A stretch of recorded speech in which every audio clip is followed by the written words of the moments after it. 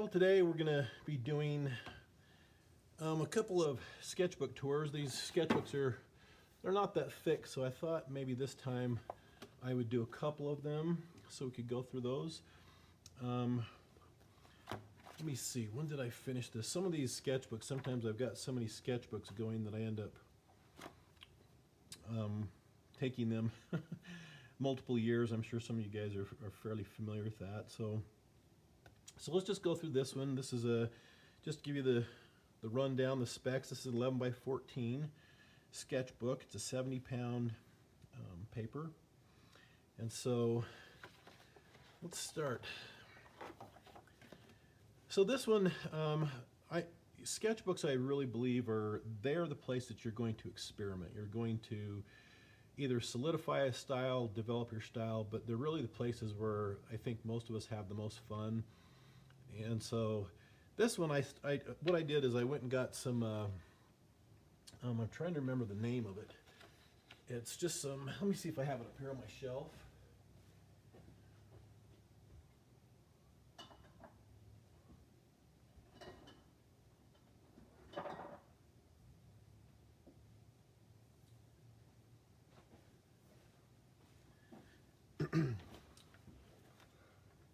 So I'd gotten a white, a black, and a gray version of this MTN 94 and thought I'd give it a go to see how well it would work.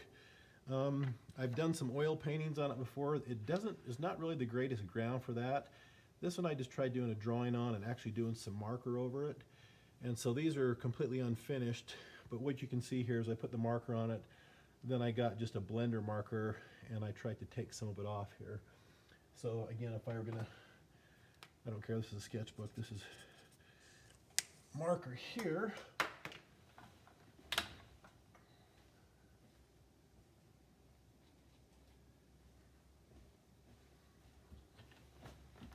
Let's try this one here. So this is a blender. So let's see, you can kind of do a reduction. You can kind of take this off of your, depending on the surface. This won't do it on regular paper unless you're using rag or something like that, but just her tan lines and stuff, I was kind of messing around to see how this would do. So this page was just kind of a real quick experiment. You can see the colors down here. So over here I'm just kind of messing around, doing some ear designs. And I tend to do a lot of kind of mess around with anatomy. This one I had spray painted with black on here to see how it would take pencil, white pencil. And again, I've kind of determined this is not really what I want to use. I haven't tried acrylics with it or anything like that. So I've got a good buddy. He does a lot of graffiti, a lot of tagging. And so I've kind of enjoyed just kind of watching him. And sometimes I'll just get out and I'm by no means, I'm quite the novice, but it's fun to do. So I've taken some of these drawings. When I grew up, I really liked the artist John Buscema, but I really kind of followed his brother Sal Buscema because I was a big Hulk fan, spectacular Spider-Man fan. So I'll grab some of his stuff because as a kid, I still kind of relate to the simplicity of his line work. So I'll kind of jump through this type of stuff just because I'm just practicing letters and those type of things. You can see why I'm going to be going through two sketchbooks here. And so here we go. So I started again, a lot of times if I've kind of been out of the sketching habit, I'll start doing profiles, little body parts for faces, any type of thing, just to kind of work on the anatomy. And so that's what I've done here, some with pencil. A lot of it I just generally start with a pen. And I probably mentioned this before, but I really feel that sometimes pencil can be, because you can erase it and those type of things, it tends to be a little bit, I don't want to say it's not a crutch, that's not the word I'm looking for, but when you use a pen or a marker to do things, you have to subconsciously, you're going to make your lines a little bit more exact because you know that you can't erase it. And so, in my opinion, it becomes a lot more efficient way to draw. You can draw lightly, heavily. It just depends on the type of pen. You can see the different line weights here. Step over here. Here's just some other heads. So just playing with some proportions. I kind of like spiky hair and those type of things. It's always just great practice. Like here, pulling his jaw out so he's a little bit more of an underbite. I'll tuck the jaw in here. Bigger chin, another underbite, overbite, square heads, round heads, you know, the whole thing. And so to me, these are just sheer fun. And you can tell that inside of here, I use a few different pens. Now for those interested, here's some of the pens that I'm using. I have a Sharpie pen.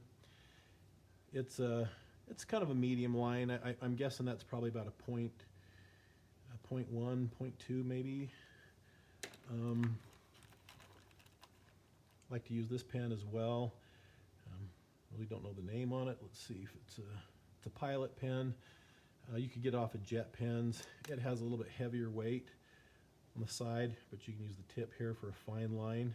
And so that's pretty fun. But when you look at stuff like this, the fine lines, usually that's sometimes it'll be a micron pen. I think before I mentioned these, this is the Muji pen.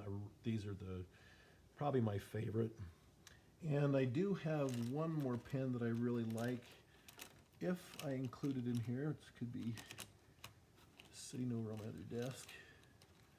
Let me grab it real quick.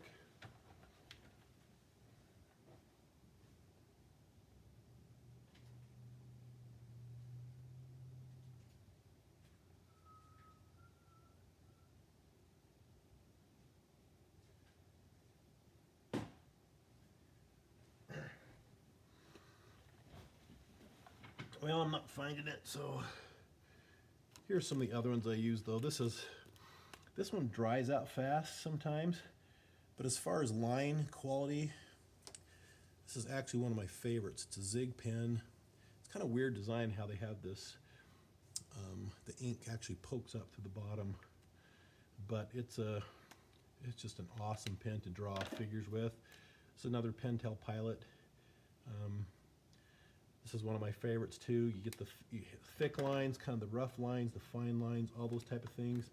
And so those are some of the pens that I generally deal with. I'll throw a few more out here. The Staedtler pigment liner. It's a kind of a bevel. It's a kind of a calligraphy chisel tip in there. I don't know if you guys can see that. And then this one. So if you go on to Jet pens or some of those, I usually will just get a lot of pens that I like to experiment with. And so, but those are just a few of the pens that I use there. Let's get these out of the way. Okay. And of course, this is a Decorise pen by Sakura. Best white pen, in my opinion, you can get. So here's some more heads. I've gone to a little finer line. Really like some of the fine lines. Again, I love seeing the abstract shapes that just kind of scribbling and stuff pulls out. That's just kind of your design language is as you draw. Everybody kind of has their own rhythms to which they use. So just some more heads here. You know, the collarbone area, arms, ears, everything. So kind of how the head and the neck fit into the neck or into the up above the rib cage. Just some forearm anatomy here, upper arm, forearm, how they link together. Sometimes I like to take real anatomy. I haven't done it here, but a lot of times I'll try to convert it into more robotic to actually understand its functionality a little bit better. And just here's some more. You know, feel free to pause it if you want to take a look at these. And I do a lot of this stuff. Sometimes this is kind of some of the books. I'll do these little quick sketches for either Instagram or TikTok or whatever. And I will just get like model sheets. I'll just print them out in black and white, sometimes four to 6 to 8 a page. Make them really small, and then I'll just kind of do these really quick designs off of them. I think this is that steampunk model. Her name's Kato. A lot of great poses. This one's Bianca Beauchamp, and I think I've mentioned in one of the videos before, I just like the latex that they wear. It's just kind of a fun surface to kind of juxtapose against the figure and the organic work. You get this kind of shiny, plasticky look. And so I enjoy these. These are pen, marker, a little bit of white out. And so just some more heads here. Nothing worth writing home about. Few more. And the point of these is to try to get these all done probably within between, something like this, within about 15-20 minutes, sometimes 30 minutes. It just depends. As is with most sketchbooks, it's like something like this, you get halfway in and it's really kind of not what you were, it's a little bit of experimentation on there, but it's really not what you're looking for. So I'm not going to spend time on a sketch a lot of times that I know where I've learned what I've wanted to learn from it, and there's really not a whole lot left to learn. And then there's other times that there's a sketch that you do that's you really don't want to do it, but sometimes you just have to push through it and force yourself to, say for instance, if you're going to make it really hyper realistic, to kind of see if you can get through those problems and do it. So it's definitely worth sometimes having bad reference and trying to make a good picture out of it. Of course, you're always going to want to try to find good reference, but if that's what you're using. Just real quick, I had a job that I was doing, and they wanted me to get a top screen. This is for a slot game. And they kind of have the top box where they'll kind of put the meters, how much the jackpots are and so forth. And they wanted to see somebody that was kind of Greek, Olympian, kind of like an Athena. And so I just did a few quick, this is where I'll do kind of my thumbnails to see how I want this to be laid out. And so I'll just start creating these really fast. I think I decided on this one here. The turnaround was really fast, and this was actually just for a test. They just wanted to see something, so it didn't have to be polished, it didn't have to be finished. They just kind of wanted to get an idea of what that was. And so let me actually show you. I think I've actually got it on my phone here. Provided didn't get backed up, and let's see. Did I keep it? That is the question.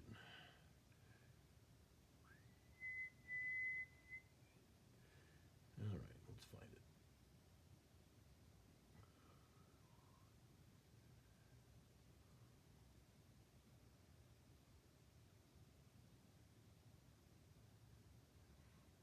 It's in here somewhere. Okay. So this is what I did. I just did let's see if I get this to turn.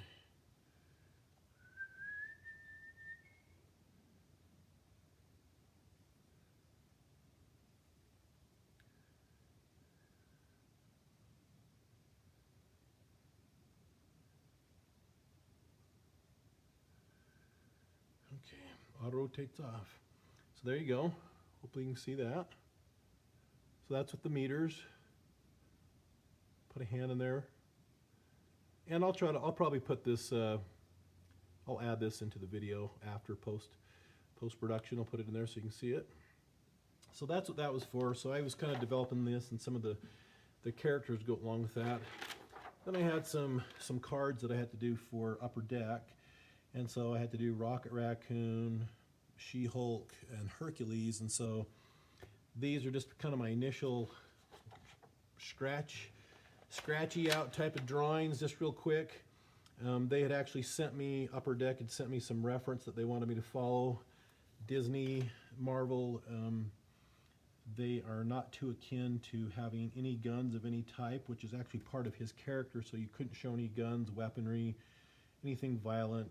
She-Hulk, you couldn't even, have to keep her pretty flat-chested, all this type of stuff. I don't know the reasoning behind that, but so these are just some, I won't spend a lot of time on here, but these are some quick sketches, and I'll generally block out the size of the card, but initially I could care less about that. I just want to get the fill for this character. Since I had never drawn him, don't know what his uniform's like, this is the purpose. So kind of moved on to the She-Hulk a little bit, and these are some of the initial poses. Some I like, some I don't. And these are literally done. I'm probably spending no more than 5 or 10 minutes on each of these. Got a few more. So these are a couple that these are the ones I did before, but this one I'll actually develop, I think, further on. Let me see here. Oh, we're going the wrong way here.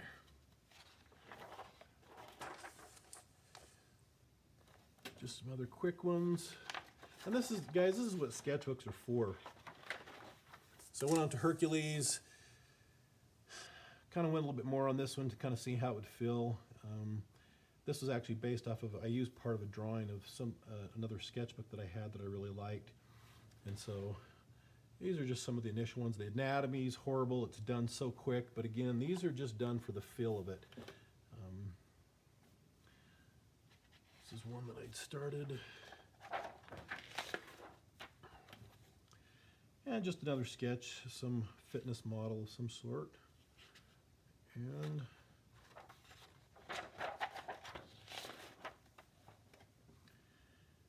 back to some faces, some characters, a few little helmets put on them. Sometimes it's fun too, I think, is there's an artist on here that does sculptures. They're very flat and they're very almost like Pan's Labyrinth. I can't remember the artist's name, but really kind of fun stuff. And it's always fun to kind of copy other artist styles to see if you can understand their thought process.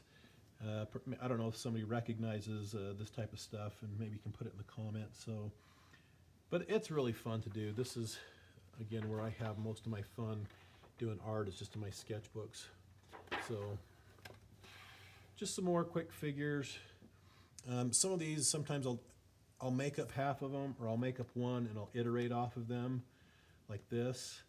And then some I'll try to find some action shots and I'll actually, again, print them out. I wish I had some right here, but I'll print them out, and they're very small because I don't want any detail on these. I just want kind of that motion to capture the gesture of that figure and so forth. And so these were fun. These are actually a couple characters I developed on my own years ago, these three right here. And probably going to work on those fairly soon. Another Cato drawing. And a failed composition.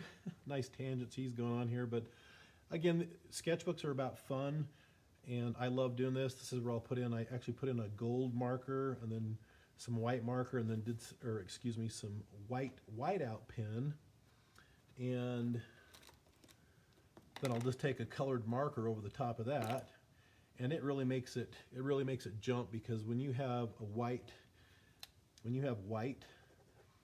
just like a canvas or something, and then you put a transparent color over it, the light comes down and goes through that color, hits the white pigment and bounces back up. And that's where you'll actually get the brightest colors, is not pure opaque paint, but on semi-transparent paint, especially those kinds that are very translucent and will let the light shine through. So this is the kind of the benefit, excuse me, of working in washes and so forth. So let's jump to another sketchbook. The other sketchbook is going to have probably a little bit more interesting stuff. At least I hope so. I think this is one I got at Barnes & Noble, just one of their blank books. I don't know if it even has the quality of the work in it. Let's take a look at it. Piccadilly.com. So I completed this in 2017. Got a quick note here, for your case you're interested. Bitcoin at 4,300.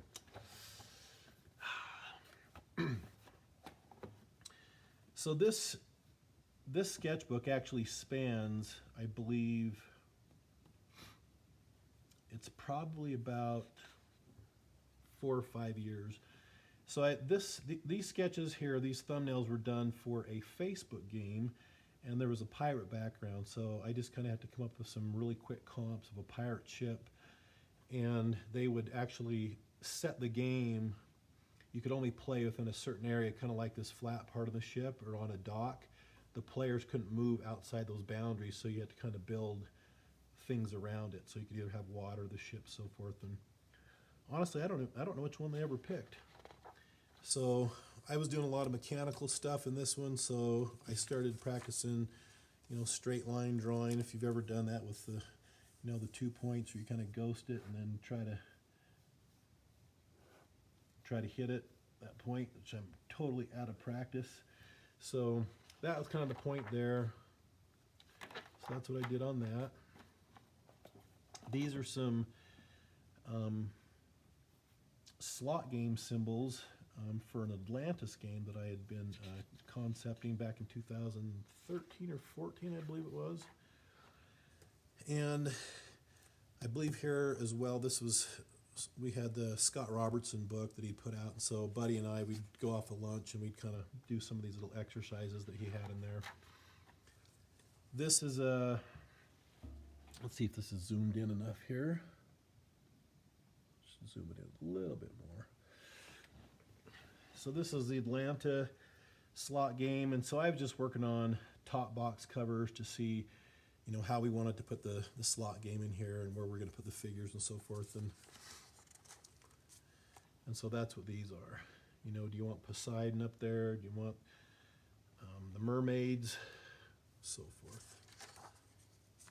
I don't think the game, they decided not to push the game forward as they consolidated their studios and actually shut down our entire building.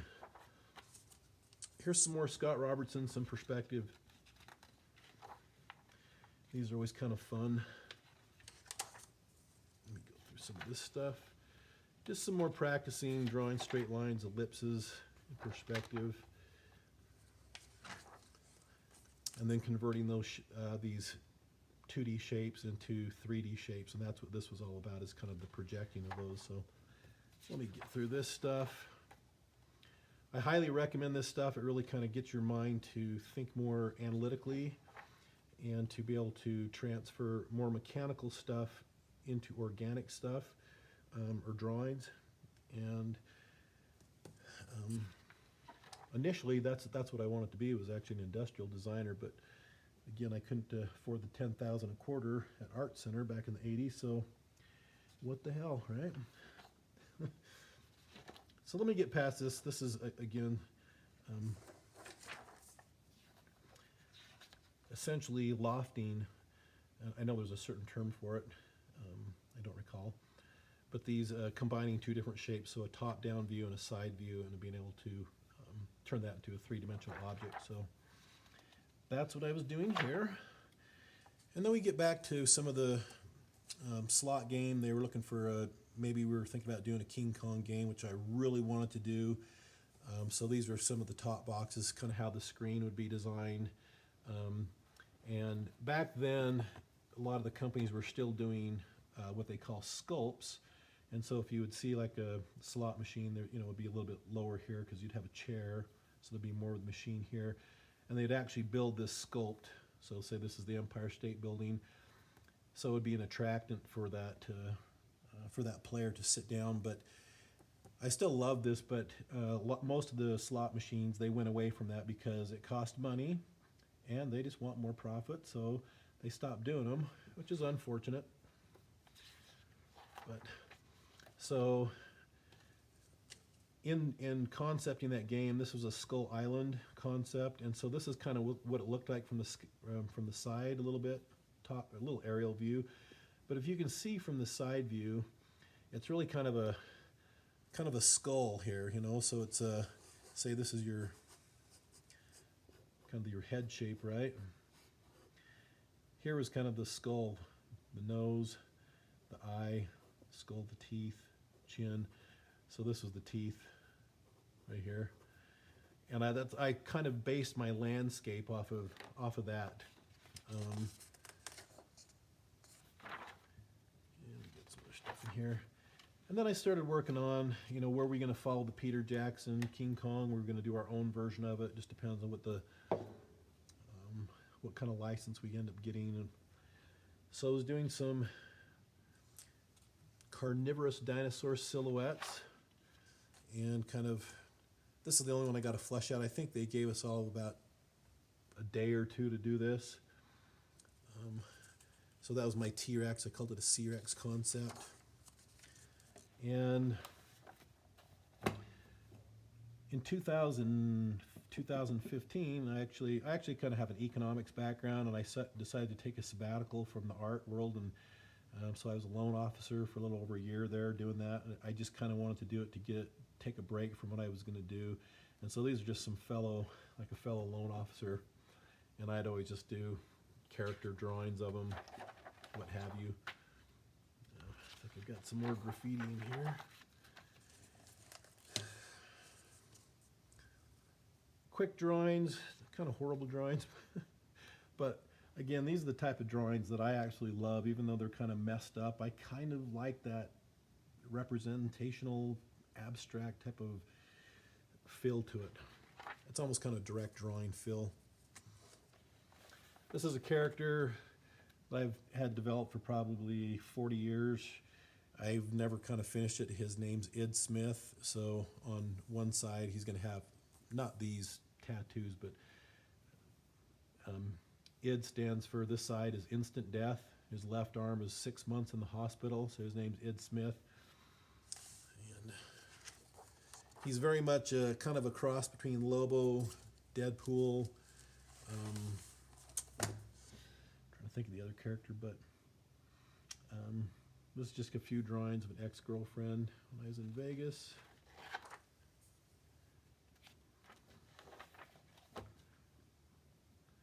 Just some fun with some little mechanical stuff.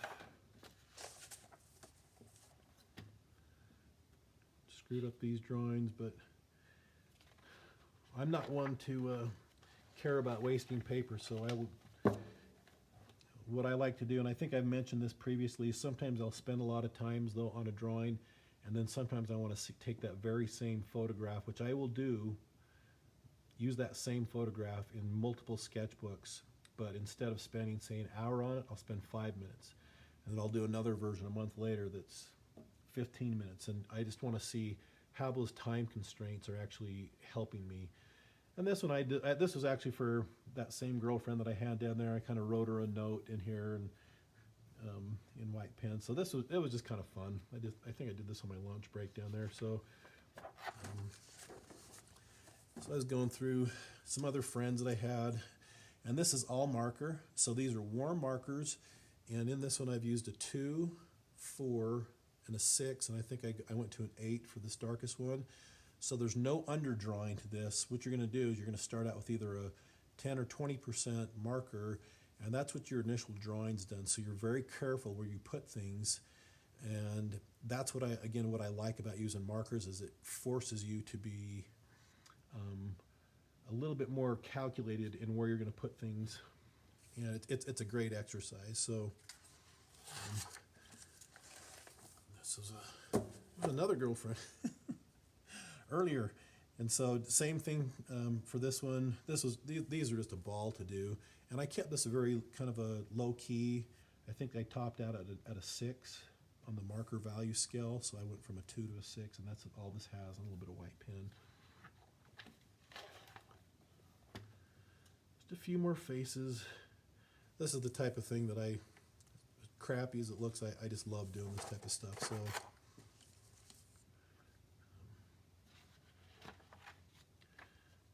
Some other Facebook friends. I was doing these. I started pulling people's profiles, pictures off, and I'd either do caricatures of them or I'd do a blend between two different friends, or just make it characterized enough to see if they could guess who it was, because I didn't want to make an exact likeness. So this is, oh, I can't remember the guy. There's an artist out there. I ran across one of his pages. I thought it was kind of cool. It's not Scott Campbell. It's what's the guy's name? Anyway, it's his though. So some of my friends, she's actually really gorgeous, but I kind of made this goofy picture to see if people could guess who it was. Same person there. And that's what all of these are. Pretty fun exercise to do if you're on social media, just to grab a friend's face, turn it into a comic, and see if they can just do a little contest to see if they can figure out who it is.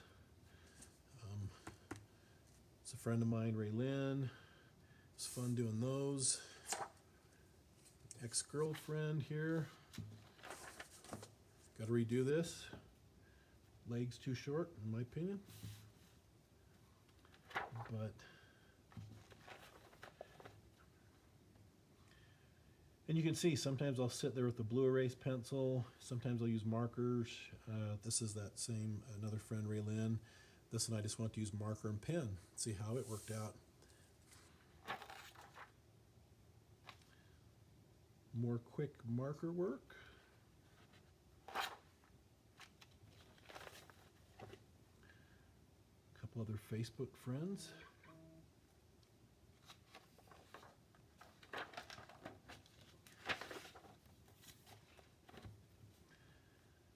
I think I've done 3 or 4 versions. I may do another version of this. So they're just, I just have a fun time doing these.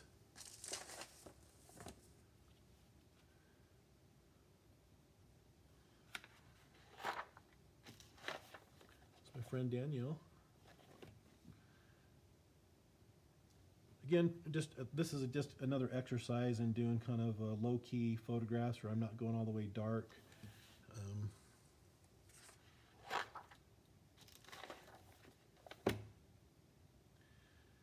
Yeah, man, I do not use a pencil very often. This is one that I've done it in there. Kind of don't like them anymore.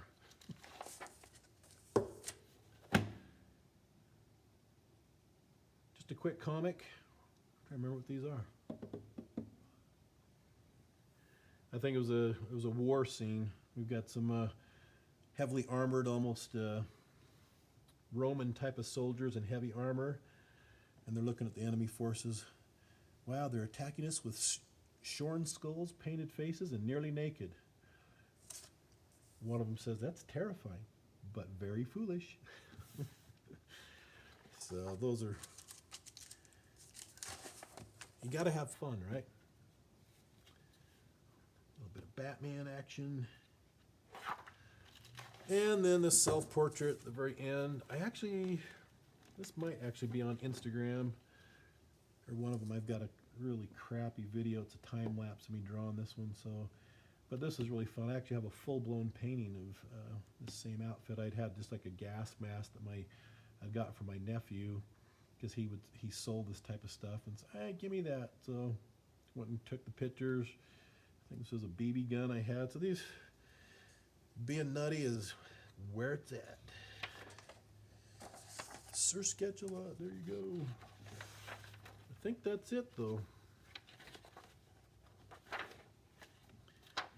And there we go. So, if you guys have any comments, any suggestions, put them down in the comments there. If there's anything that you'd like to see, any techniques demonstrated or subject matter, again, I would love to hear what you guys have to say, any feedback that you can give. Even if you have suggestions of artists you really like, or maybe you're trying to discover how to break down an artist's style.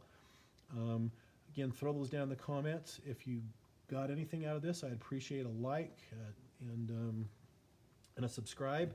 Would be fantastic. Hope you guys have a great week and get to drawing. Keep those sketchbooks going.